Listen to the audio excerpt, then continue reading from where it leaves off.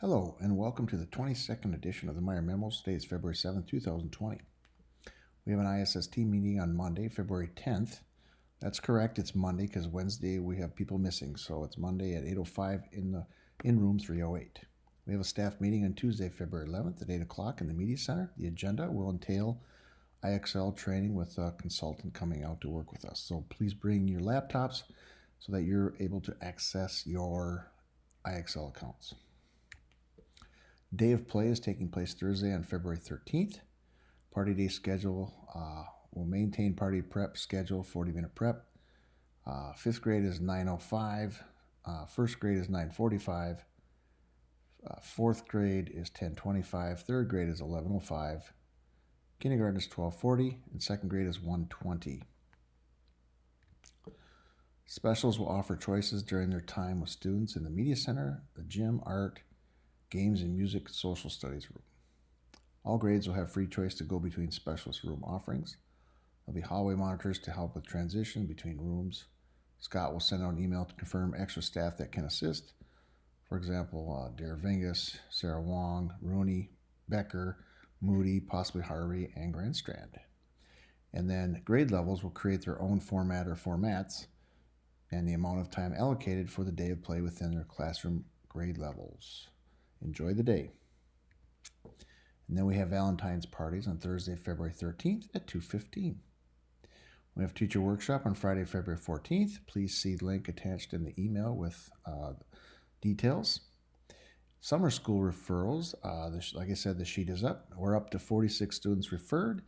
Half the grades have submitted, so we have the other half have not, so please get those in. They're due February 21st. I also put the link in the email with this memo. BAS data.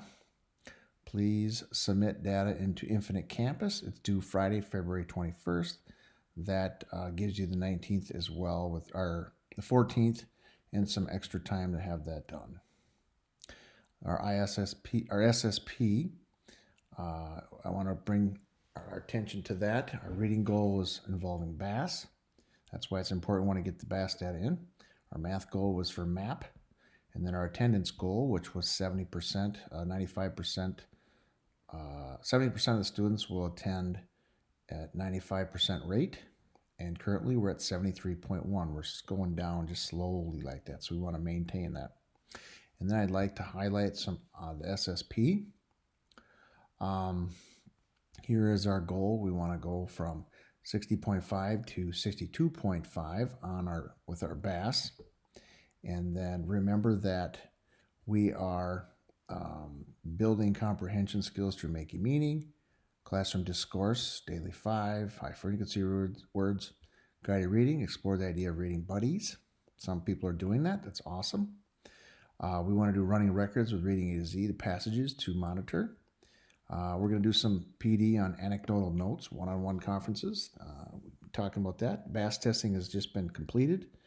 ELA unit tests, the sight words, word assessment for grade levels. And then professional development, running records. We want to talk about miscue analysis and how to effectively conference with students.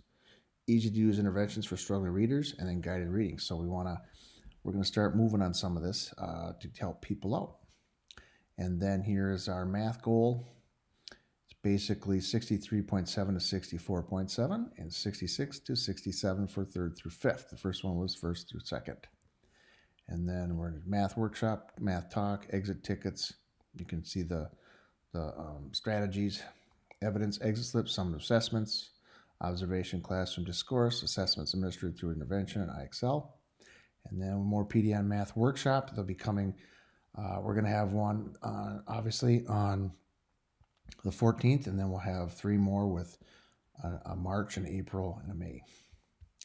And then a district grade level PD, cross grade level conversations, and then talk with same grade for other schools, which is taking place on the 14th.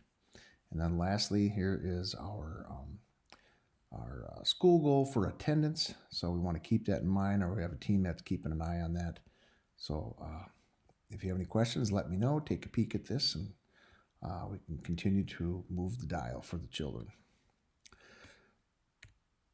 All right, bathroom and hallways, please. We need to continue to monitor those areas. We have some students are roaming. I know some kids, they go to the nurse and then they're sent back and they just take a roundabout way. We need to make sure that if you're sending a child individually, then make sure that they're able to handle it. If not, please send a student with that student. And then remember to include guest teachers on the procedures because sometimes the kids are taking advantage of the student or the guest teachers. So it's really important that we have that. And then again, students must be monitored. We have some kids that are in the hallway some when they're at recess. We can't just have kids stay in the hallway or stay. We have to have them monitored when they are not at recess or the teachers aren't around. It's just really important because what if a kid gets hurt, student chokes? Please, I know we get busy, but it's really important. Something like that happens, we would be pretty disappointed and frustrated or sad if something happened to a child when we're not monitoring. Strategy of the week of the Four Corners debate. Basically, this is a debate for strongly agree, disagree, strongly agree, disagree. We stand in a particular corner of the room. The activity elicits participation of students by having everyone take a position. You can use it as a warm activity, or you can use it as a follow-up activity. I sent a link with this strategy in the email that sent this memo. Well, that's it. Thank you for another great week and have a great weekend.